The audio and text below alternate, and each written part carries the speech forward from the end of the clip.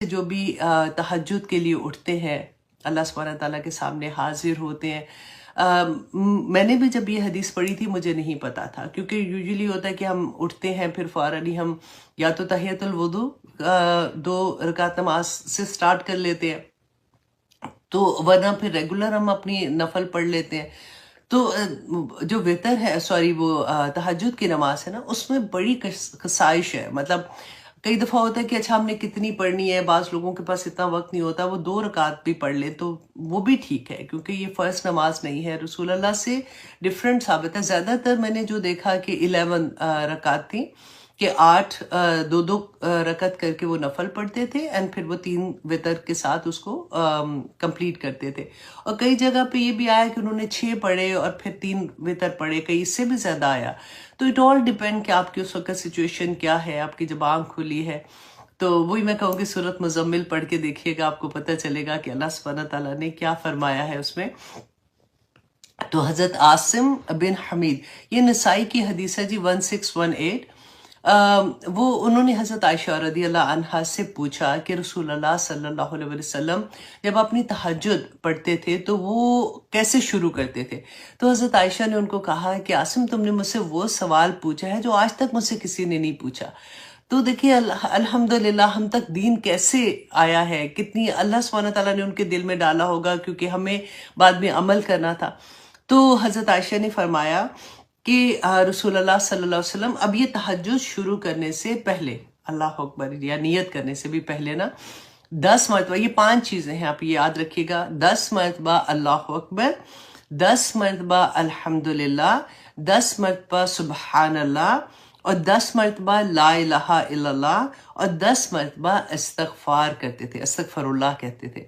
اب دیکھیں 10 مرتبہ یہ 5 چیزیں ہیں، اور اس کے بعد پھر یہ دعا کرتے تھے اللہم اغفر لی واہدنی ورفعنی وعافنی. یہ کون سی؟ یہ 4 چیزیں ہوگی، ٹھیک ہے، 5 وہ پہلے تھی. اب یہ ایک ہی دفعہ میں یہ اللہم اغفر لی واہدنی ورفعنی ورزقنی وعافنی، تو یہ والی دعا پڑھتے تھے. ٹھیک ہے، میں پھر سے پڑھ دوں ایک دفعہ، اللہم اغفر لی واہدنی ورزقنی وعافنی. تو یہ پڑھتے تھے. اور پھر اس کے علاوہ یہ میں نے حرم کو دعا دی ہے، انشاءاللہ یہ پوسٹ کر دے گی تاکہ آپ لوگوں کو آسانی سے مل جائے، کیونکہ یہ پہلی 2 تو آپ لوگوں کو سب کو آتی ہوں گی، اس لیے یہ کوئی مشکل نہیں ہے. تیسری جو چیز وہ دعا مانگتے تھے، اعوذ باللہ من ضیق المقامی. ضیق المقامی کہتے ہیں کہ دل کی تنگی نہیں ہو جاتی، جیسے کہ اے اللہ میں تیری پناہ میں آتا ہوں. آپ دیکھیے مانگ کون رہے ہیں؟ رسول اللہ صلی اللہ علیہ وسلم. تو ہمارا کیا حال ہونا چاہیے کہ اے اللہ میں تیری پناہ میں آتا ہوں قیامت کے دن تیرے سامنے، یوم القیامہ، قیامت کے دن تیرے سامنے کھڑے ہونے کی تنگی سے. وہ جو دل تنگ ہوتا ہے نا، ڈر لگتا ہے، کہ اس سے اللہ سبحانہ تعالیٰ کی پناہ مانگتے تھے. ایوری ڈے جب وہ تہجد پڑھتے تھے تو یہ دعا مانگتے تھے، اعوذ باللہ من ضیق المقامی یوم القیامہ، کہ اللہ میں قیامت کے دن تیرے سامنے کھڑے ہونے کی تنگی سے، دل جیسے تنگ ہو جاتا ہے، گھبراہٹ ہوتی ہے، اس سے میں تیری پناہ میں آتا ہوں. بہت پیاری دعا ہے. اور اس کے بعد وہ تہجد سٹارٹ کرتے تھے. تو مجھے بھی نہیں پتا تھا، جب میں نے یہ پڑھا تو مجھے اتنا اچھا لگا کہ دیکھیں ہمیں کس طرح سے رہنمائی ملتی ہے. تو اللہ سبحانہ تعالیٰ جی ہمارے راستے آسان کرے، آمین ثم آمین. تو آئیے ہم آتے ہیں سورۃ الحجر کی. آج ہم آیت نمبر 80 کریں گے. اعوذ باللہ من الشیطان الرجیم، بسم اللہ الرحمن الرحیم. اس سے پہلے ہم یہ پڑھ چکے کہ یہ جو ہم سورہ پڑھ رہے ہیں یہ کون سی ہے؟ مکی دور کی سورہ ہے. اور آپ ایک دفعہ یاد کر لیجئے گا کہ یہ وہ دور تھا جس میں مسلمانوں پہ بہت ظلم ہوتے تھے.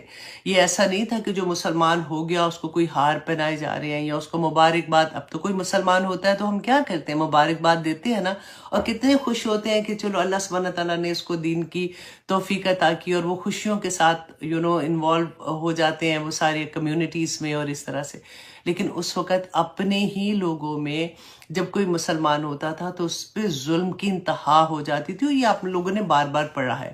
تو یہ اسی نقشے کو آپ اپنے ذہن میں رکھ کے دیکھیے گا کہ اللہ سبحانہ تعالیٰ رسول اللہ صلی اللہ علیہ وسلم کو تسلیاں دے رہے ہیں، اور ان کے ذریعے ہمیں یہ تسلیاں دے رہے ہیں کہ دیکھو تم سے پہلے لوگوں نے بھی ایسے کیا تھا، یہ تم کو پہلی دفعہ نہیں ہے کہ تم اپنے ارد گرد لوگوں کو دیکھ رہے ہو کہ وہ اللہ کی نافرمانیاں کر رہے ہیں، وہ اللہ سبحانہ تعالیٰ کی بات نہیں مان رہے، اور تمہیں لگتا ہے کہ اس کیا مطلب، ان کو کس چیز کی سمجھ نہیں آ رہی ہے، اتنی بینہ چیز ہے۔ فار ایگزامپل ہم اگر مسلمان ہیں تو ہم دوسرے کسی اور جیسے جو فالو کرتے ہیں، فار ایگزامپل میں کہہ سکتی ہوں کہ آغا خانی کمیونٹی ہے یہاں پہ یا اس طرح سے، تو ہمیں لگتا ہے کہ ان کو کیوں نہیں سمجھ آ رہی ہے، تو پھر قرآن جب زندگیوں میں کھلتا ہے نا تو پھر سمجھ آتی ہے کہ یہ کوئی آج کی بات نہیں ہے، یہ رسول اللہ صلی اللہ علیہ وسلم کے دور کی بھی بات نہیں ہے، جب سے آدم علیہ السلام کو اللہ سبحانہ تعالیٰ نے اس زمین پہ بھیجا، یہ تب کی سٹوری ہے۔ اور یہ بڑے نصیب کی بات ہے کہ آپ لوگ یا مجھے اللہ سبحانہ تعالیٰ نے الحمدللہ اپنے دین کے لیے چن لیا ہے۔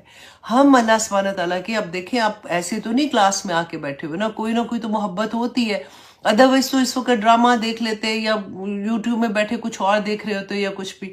آپ نے قرآن کیوں کھولا ہوا ہے؟ آپ کیوں قرآن کی بات سننا چاہتے ہیں؟ کہ اللہ سبحانہ تعالیٰ نے آپ کو یہ عزت عطا کیا ہے کہ آپ اللہ کی بات کو سمجھ سکے تاکہ آپ کے عمل میں ڈھل جائے۔ تو یہی بات اللہ سبحانہ تعالیٰ رسول اللہ صلی اللہ علیہ وسلم کو بھی بتا رہے تھے کہ اعوذ باللہ من الشیطان الرجیم، بسم اللہ الرحمن الرحیم، وَلَقَدْ كَذَّبَ، اور البتہ یقیناً جھٹلایا، اصحاب الحجر والوں نے، المرسلین رسولوں کو۔ یہ کون سی قوم تھی؟ حجر جو تھے نا، یہ سمود کی قوم تھی، جو حضرت صالح علیہ السلام کی بیسیکلی قوم تھی۔ ان کی طرح اس سے پہلے عاد قوم تھی جن کے اوپر عذاب آیا تھا، اس کے بعد اللہ سبحانہ تعالیٰ نے اس قوم کو پیدا کیا۔ اب شروع میں تو یہ لوگ ٹھیک ہوتے تھے، کیونکہ ہمیشہ سے یہ ہوا نا کہ نبیوں میں سے جنہوں نے ان کی بات مانی، اللہ سبحانہ تعالیٰ نے ان کو نجات دے دی اور باقیوں پہ عذاب آ جاتا تھا۔ لیکن آہستہ آہستہ پھر وہی لوگ ایسی حرکتیں کرنا شروع کر دیتے تھے۔ آج بھی آپ آنیسٹلی ایسے لگے گا آپ کو کہ لگے گا کیا لگ رہا ہے جب سے قرآن پڑھیں کہ ایکچولی وہی دور آج کا بھی ہے، میرے ارد گرد بھی وہی سارا کچھ ہے۔ تو اللہ سبحانہ تعالیٰ یہ جو قوم صالح تھی نا، یہ حضرت صالح علیہ السلام کی قوم جو سمود تھی، اب ان کا کیا تھا کہ یہ جب ان کو بتا رہے تھے، اللہ سبحانہ تعالیٰ نے ان کو اس قوم کی طرف بھیجا کہ ان کی طرف جاؤ اور ان کو جا کے بتاؤ کہ یہ شرک کر رہے ہیں اور یہ جو بھی غلط کام کرتے ہیں۔ اب یہ قوم بھی اس زمانے کی ترقی یافتہ، جیسے کہتے ہیں نا بہت کامیاب لوگ ویسے تھے، کیونکہ یہ کہتے پہاڑوں میں اپنے گھر، آج کل ہم جیسے جاتے ہیں فار ایگزامپل آپ دیکھیں، آپ مری کی سائٹ پہ جائیں گے یا یہاں پہ آپ کیلیفورنیا جاتے ہیں یا سین ڈیگو جائیں گے تو آپ پہاڑوں پہ گھر دیکھتے ہیں۔ نہ صرف پہاڑوں کے اوپر گھر، یہ پہاڑوں کو کھود کے اندر سے، مطلب اوپر، آپ سوچیں اتنا مشکل کام کہ وہ اندر 100 کمروں کے ان کے گھر ہوتے تھے، پورے بازار اندر ہوتے، پورے شہر انہوں نے بنائے ہوئے تھے اندر، اور یہ سمجھتے تھے ہم تو بڑے کامیاب لوگ ہیں، ہمیں کیا ہونا ہے ہمارے ساتھ، ہم تو پہاڑوں میں امن سے۔ اور یہ کوئی ایسا نہیں تھا کہ کوئی 2 سال 3 سال کی بات ہے، کافی سالوں سے وہ اس طرح سے رہ رہے تھے، اور یہ نہیں مان رہے تھے حضرت صالح علیہ السلام کی بات۔ اور ان کے جو سردار تھے، ان میں سے ایک سردار نے لوگوں کے ساتھ مل کے حضرت صالح علیہ السلام سے کہا کہ اچھا ٹھیک ہے، اگر تم کہتے ہو نا کہ اللہ کا عذاب آ جائے گا یا کچھ ہے تو پھر ہمیں معجزہ دکھاؤ۔ پہلے تو انہوں نے کہا کہ ٹھیک ہے وہ عذاب لے آؤ، جب ان کے اوپر فائنلی عذاب آیا تھا وہ بھی انشاءاللہ میں آپ کو بتاتی ہوں، لیکن انہوں نے کہا کہ ہمیں آپ معجزہ دکھائیں کوئی، کہ آپ اللہ کے رسول ہیں، ہم کیسے مانیں۔ اور معجزہ بھی انہوں نے کیا مانگا کہ ہمیں پہاڑ میں سے ہمارے آنکھوں کے سامنے ایک اونٹنی نکلے، پہاڑ پھٹے اور اس میں سے اونٹنے نکلے، اور وہ 10 مہینے کی حاملہ ہو، اور اس سے نکلتے ہی اس میں سے بچہ بھی وہ پیدا کرے۔ حضرت صالح علیہ السلام نے کہا کہ اچھا اگر میں اللہ سے یہ دعا کرتا ہوں کہ اللہ سبحانہ تعالیٰ تمہیں یہ معجزہ دکھا دے تو کیا تم ایمان لے آؤ گے؟ تو انہوں نے کہا کہ ہاں ہم ایمان لے آئیں گے۔ حضرت صالح علیہ السلام نے اسی وقت 2 رکعت نماز کہتے ہیں کہ کھڑے ہوئے پڑھنے کے لیے اور اللہ سے دعا کی، اور اللہ سبحانہ تعالیٰ نے وہ معجزہ دکھا دیا۔ اب دیکھیں رسول اللہ صلی اللہ علیہ وسلم سے بھی یہ کہتے تھے نا مشرکین مکہ، تو رسول اللہ سبحانہ تعالیٰ کیوں یہ کہتے تھے کہ نہیں ان کو معجزے دکھانے؟ کیونکہ اس سے پہلے دکھائے تھے معجزے۔ حضرت موسیٰ علیہ السلام اور حضرت عیسیٰ علیہ السلام پہ تو یوں نازل ہوتے تھے، منہ سے بات نکلتی تھی تو معجزہ نازل ہو جاتا تھا. آپ نے وہ پڑھا تھا وادی تیم میں کیسے اللہ سبحانہ تعالیٰ نے ان کے اوپر معجزوں کی بارش کی ہوئی تھی، پھر بھی ایمان نہیں لاتے تھے، پھر بھی اللہ کی نافرمانی کرتے تھے، اور پھر آخر میں تو کیا ہوتا تھا، اللہ کی طرف سے عذاب آ جاتا تھا. تو اللہ سبحانہ تعالیٰ نے رسول اللہ صلی اللہ علیہ وسلم سے فرمایا تھا کہ اگر یہ آپ کی بات نہیں مانیں گے تو ان کے اوپر بھی پھر عذاب آئے گا. تو رسول اللہ نے فرمایا تھا کہ نہیں، آپ ایسے نہیں کرنا، میں ان کے لیے دعا کرتا رہوں گا، میں ان کے لیے استغفار کرتا رہوں گا. تو ان کی قوم کو جب معجزہ انہوں نے دیکھا، اونٹنی دیکھی ہے، آنکھ کے سامنے نکلی، کہتے اتنی بڑی وہ اونٹنی تھی کہ وہ صالح علیہ السلام کا جو کنواں تھا وہ پورا پانی اس کا پی جاتی تھی. ایک دن وہ دودھ دیتی تھی جس سے پوری، آپ سوچو، پوری قوم کو وہ دودھ کافی ہو جاتا تھا. اب ایک دن وہ پانی پیتی تھی اور ایک دن قوم کے لوگ پانی پیتے تھے. آہستہ آہستہ شروع میں تو ان میں سے کچھ لوگ تھے وہ ایمان بھی لے آئے، لیکن آہستہ آہستہ پھر سے ویسے کے ویسے ہو گئے. اب کیا ہوا کہ آہستہ آہستہ انہوں نے یہ پلان کرنا شروع کیا کہ ہم یہ تو تنگ آ گئے ہیں، یہ تو کیونکہ حضرت صالح علیہ السلام نے کہا تھا کہ دیکھو اس کے ساتھ کوئی برا سلوک نہ کرنا، اس کو تم چھوڑ دو، وہ جیسے بھی کھاتی پیتی ہے یہ اس کو چلنے دینا، کیونکہ یہ اللہ کی طرف سے نشانی ہے. اب کیا کیا انہوں نے پلان کیا اور مل کے انہوں نے کچھ لوگوں کے ساتھ ملے اور انہوں نے وہ اونٹنی جو ہے اس کو قتل کر دیا، اس کو مار دیا. اور جیسے انہوں نے مارا پھر ان کے اوپر عذاب آیا تھا، اور عذاب بھی 3 دن حضرت صالح علیہ السلام کو جب انہوں نے قتل کرنے کا پلان بنایا تو اللہ سبحانہ تعالیٰ، انہوں نے حضرت صالح نے بتایا اپنی قوم کو کہ تم پر اب ایسے عذاب آئے گا. تو کہتے پہلے دن جو تھا ان کے سب کے چہرے زرد ہو گئے.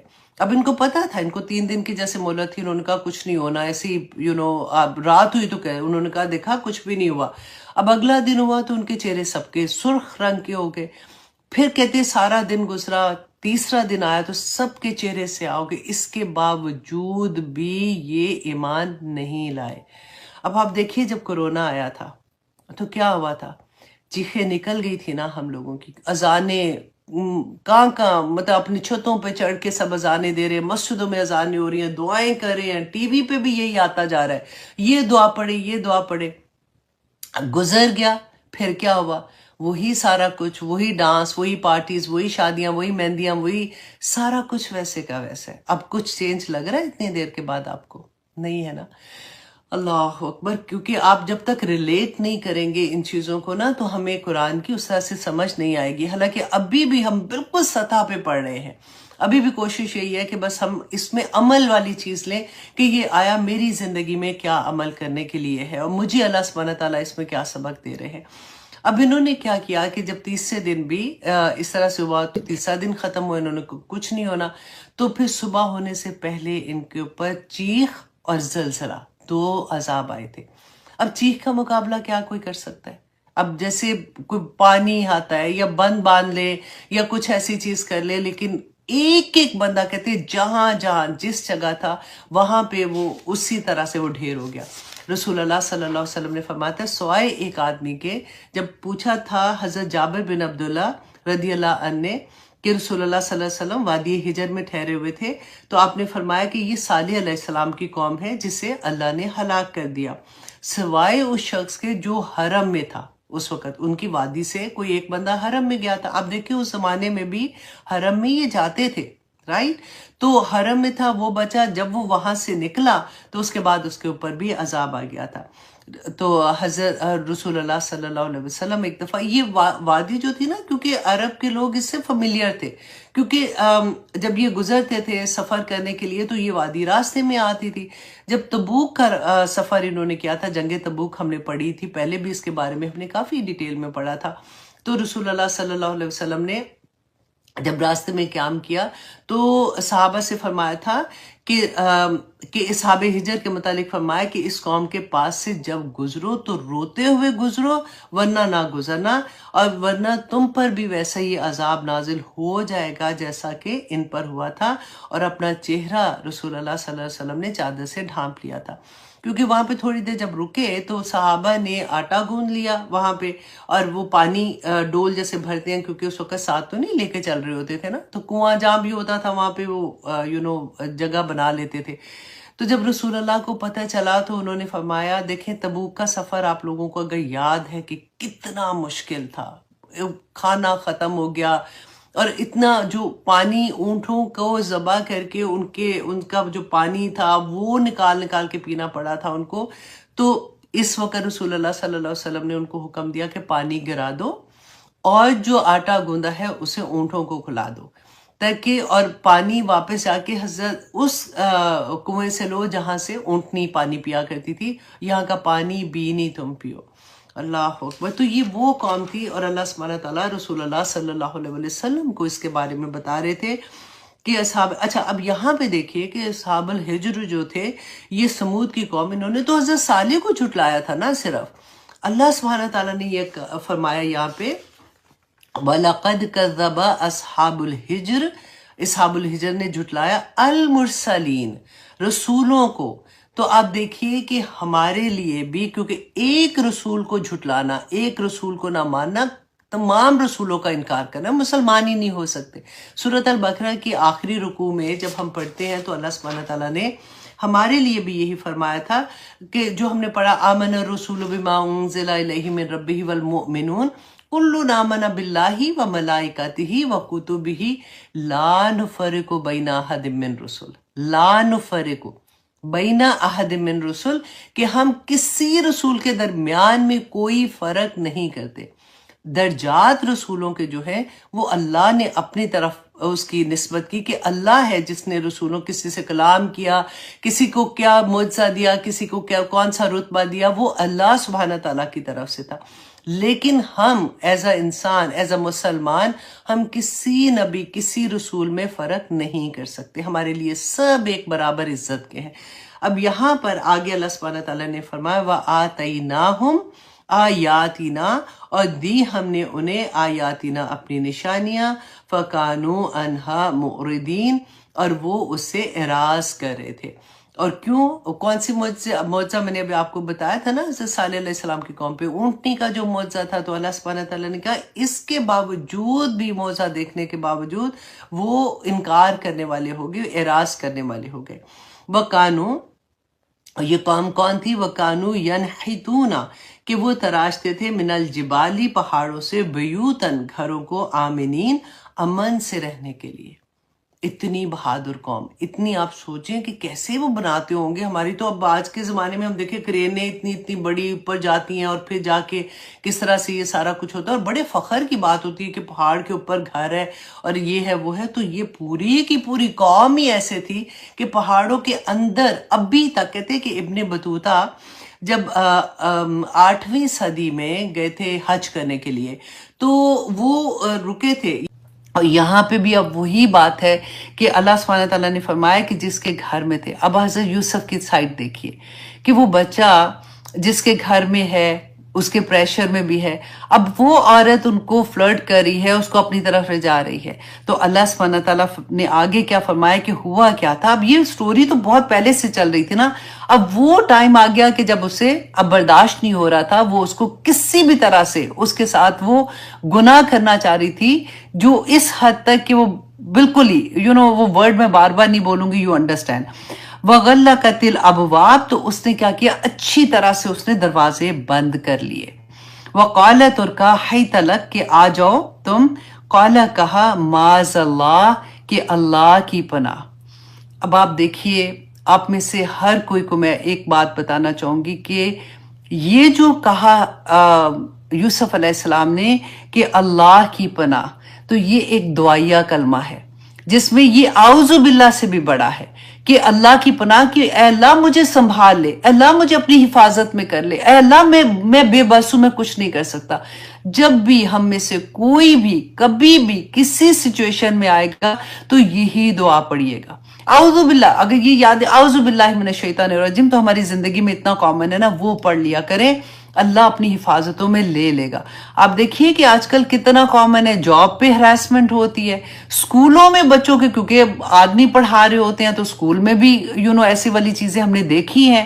گھروں میں جو کام والے ہیں ادھر ہراسمنٹ ہو رہی ہوتی ہے.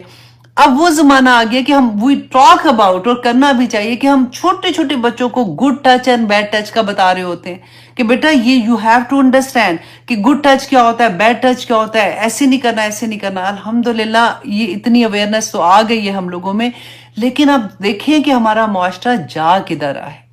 یہاں پہ اللہ سبحانہ تعالیٰ یہ جو فرمائے کہ انہوں نے کیا کہا تھا کہ اللہ میں تیری پناہ میں آتی ہوں.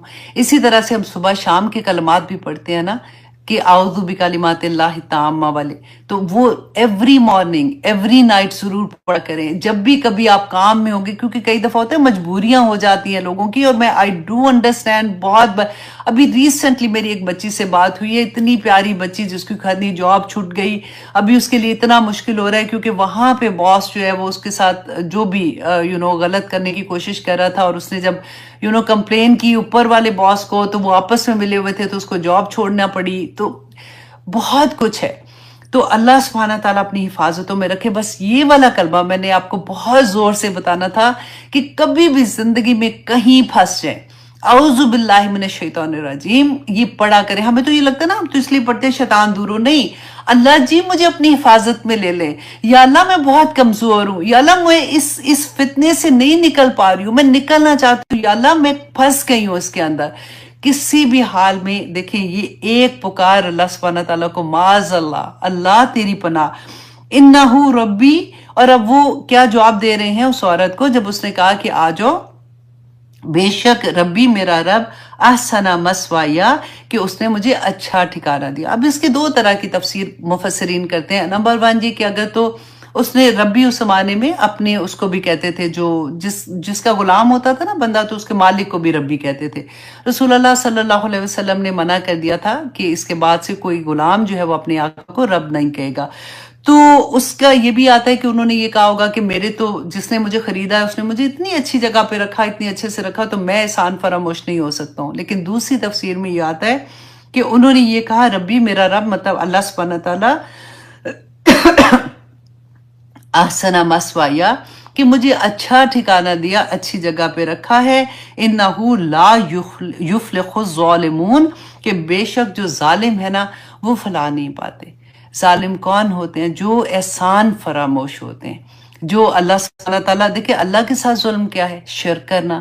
کہ اللہ سبحانہ تعالیٰ جو میرا رب ہے، جو میرا مالک ہے، میرا خالق ہے، میرا مدبر ہے، اگر مجھے اسی کی پہچان نہیں ہے، میرے رب نے منع کیا ہے یہ کام کرنے سے، کوئی بھی کام، اب یہ ایک تو کام سائڈ پہ کر دینا، اینی برائی، اینی اللہ سبحانہ تعالیٰ کا حکم جس کو اللہ سبحانہ تعالیٰ نے منع کیا ہے کرنے سے، وہ کہتے ہیں نا کہ اللہ سبحانہ تعالیٰ کی حدود ہیں جو بھی حرام ہے تو ان کے پاس قریب والی حدود میں بھی نہ جاؤ، ہو سکتا ہے غلطی سے ادھر چلے جاؤ. جیسے قرآن میں بینہ ہے، حرام بھی بینہ ہے اور حلال بھی بینہ ہے، اور کچھ جو مشتبہات ہیں اللہ سبحانہ تعالیٰ کا اس سے بھی بچ جاؤ. رسول اللہ صلی اللہ علیہ وسلم نے فرمایا تھا اس سے بھی بچ جاؤ، کیونکہ ہو سکتا ہے کہ غلطی سے تم اس کے قریب چلے جاؤ. وہ انشاءاللہ جہاں پہ آئے گا وہ بتاؤں گی. آنیسٹلی ایک ایک آیا اتنے بڑے بڑے سبق، اور ہر اینگل سے اس کا سبق نکلتا ہے کہ وہ لگتا ہے کہ اس کا حق ہی نہیں ادا ہو سکتا.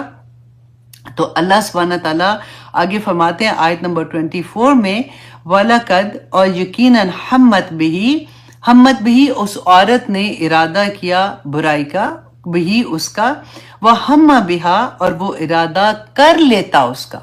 کس کے بارے میں بات ہو رہی ہے؟ یوسف علیہ السلام کے بارے میں، کہ اللہ سبحانہ تعالیٰ فرماتے ہیں وہ ارادہ کر لیتا اس کا، لولا الرعا برہانہ اگر وہ نہ دیکھتا برہان، روشن دلیل، ربی ہی اپنے رب کی. اب یہاں پہ آپ یہ دیکھیے کہ برہان کیا تھا.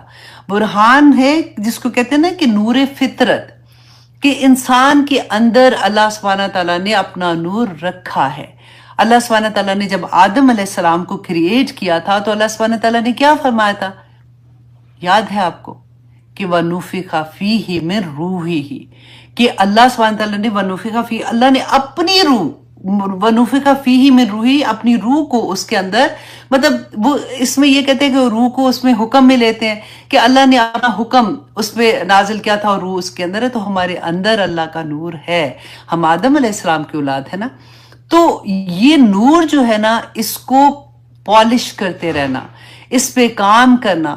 اس میں جب بھی کوئی برائی آئے گی، ہم نے وہ پڑھا ہے، رسول اللہ نے فرمایا تھا کہ جب تم ایک برائی کرتے ہو نا تو ایک نقطہ لگتا ہے، رائٹ، اور جب اس کے بعد تم اچھائی کرتے ہو تو وہ نقطہ مٹ جاتا ہے. اچھائی جو ہوتی ہے، نیکی جو ہوتی ہے، وہ برائی کو ختم کر، اس کا کفارہ بن جاتی ہے نا. تو اگر ہوتا رہتا ہے ایسے، لیکن اگر تم برائیاں کرنا شروع کر دو زیادہ تو وہ آہستہ آہستہ آہستہ آہستہ وہ پورا دل سیاہ ہو جاتا ہے. یہاں پہ اللہ سبحانہ تعالیٰ نے جس برہان کی بات کی ہے وہ وہی نور فطرت ہے جو بالکل کلیئر تھا یوسف علیہ السلام پہ، اور ہمیں ایسا ہم پڑھ رہے ہیں تو ہمیں کیا ہے کہ ہم اپنا دل کلیئر رکھیں، کوئی برائی کا خیال جو ہوتا ہے نا اس کو بھی یہاں تک نہ پہنچنے دے، کیونکہ وہ ذہن میں آتا ہے، وہاں پہ سٹور ہوتے ہیں، وہاں سے ہمارے دل میں آتا ہے اور دل کو بے چین کر دیتا ہے، اور شیطان کو موقع ملتا ہے ہمارے دل میں وار کرنے کا۔ تو جب یہ کلیئر ہوگا تو واللہ اللہ کا پھر وعدہ ہے، دیکھیں ایک کام ہم نے کرنا ہے اور اللہ کے وعدے کو ہم نے دیکھنا ہے۔ اللہ سبحانہ تعالیٰ نے فرمایا کہ وہ برہان اگر نہیں ہوتی نا، اگر وہ ان کا دل کلیئر نہیں ہوتا، اگر وہ نیکی کی طرف راغب نہیں ہوتے اور اپنی برائیوں کو اپنے سے دور نہ کرنے والے ہوتے، کذالک لنصرف، اسی طرح سے ہم پھیر دیں گے عنہ اس سے، السوء والفحشاء، برائی کو اور بے حیائی کو۔ کیوں پھیر دیں گے؟ انہ من عبادنا المخلصین، کہ وہ ہمارے مخلص بندوں میں سے تھا۔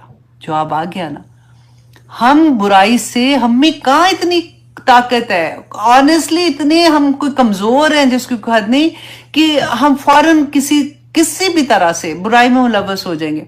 جہاں پہ فار ایگزامپل ہم کاروبار کو کریں، بزنس کریں، کوئی ایسی ڈیل آ جاتی ہے جو ہمیں لگتا ہے ہائی اس میں تو اتنی بڑی ڈیل ہے، اس میں کوئی غلط کام بھی ہو رہے ہیں تو یہ ادھر ادھر کی ہیرا پھیری ہو رہی ہے، تو چلو کوئی بات نہیں نا، اب اس دفعہ کر لیتی ہوں۔ ایمان وہیں ڈگمگا جاتا ہے جہاں پہ ایسی چیز آتی ہے۔ ہم اتنے کمزور ہیں، اللہ سبحانہ تعالیٰ سے مدد نہیں لیں گے تو کچھ بھی نہیں ہوگا۔ دیکھیں یہ سارا اللہ نے کہا برائی، برائی کو بھی اور بے حیائی کو اللہ سبحانہ تعالیٰ پھیر دیں گے۔ کب پھیریں گے؟ اگر میں مخلص ہو گئی، اگر آپ مخلص ہو گئے۔ ہم نے کام مخلص ہونے کا کرنا ہے۔ اللہ سبحانہ تعالیٰ ہماری زندگیوں سے برائیوں کو، بے حیائی کو، اور اگر کہیں پہ ہم پھنستے ہیں نا تو اللہ سبحانہ تعالیٰ وہ پھیر کے ہم سے نکال دیں گے اس میں سے۔ اتنی بڑی اللہ کی خوشخبری ہے اس آیا میں کہ اللہ سبحانہ تعالیٰ ہمیں کیسے بچا لیں گے۔ اب دیکھیں وہ آیا پڑھتی ہوں نا میں بار بار کہ اللہ سبحانہ تعالیٰ نے قرآن میں فرمایا تھا، سورۃ الاعراف کی آیت نمبر 33 میں، میں اکثر وہ 30 بول دیتی ہوں اس کو، آیت نمبر 33 میں انما کل، پہلے رسول اللہ صلی اللہ علیہ وسلم کو اللہ سبحانہ تعالیٰ فرماتے اے نبی کہہ دو، ان کو حکم ہے نا کل میں، کل انما حرم ربی الفواحش ما ظہر منہا وما بطن والاثم والبغی۔ وہ پوری آیت آپ پڑھ کے دیکھیے کہ اللہ سبحانہ تعالیٰ نے حرام کر دیا بے حیائی کو، اور پھر بھی جو چیزیں ہم بار بار کہتے ہیں کہ کیوں کر رہے ہو، یہ پتہ ہے تمہیں کہ یہ غلط کام ہے، پھر بھی تم سے کیوں نہیں رکا جا رہا، کیوں ایسی محفلیں کرتے ہو، کیوں ڈانس پارٹیز ہو رہی ہیں، کیوں میوزک پارٹیز ہوتی ہیں، کیوں بے حیائی پھیل رہی ہے؟ اس لیے کہ ہم نہیں روک سکتے۔ میرا جس فار ایگزامپل کام ہے، میں چیخ رہی ہوں، کہہ رہی ہوں، روکے گا کون؟ وہ اللہ روکے گا۔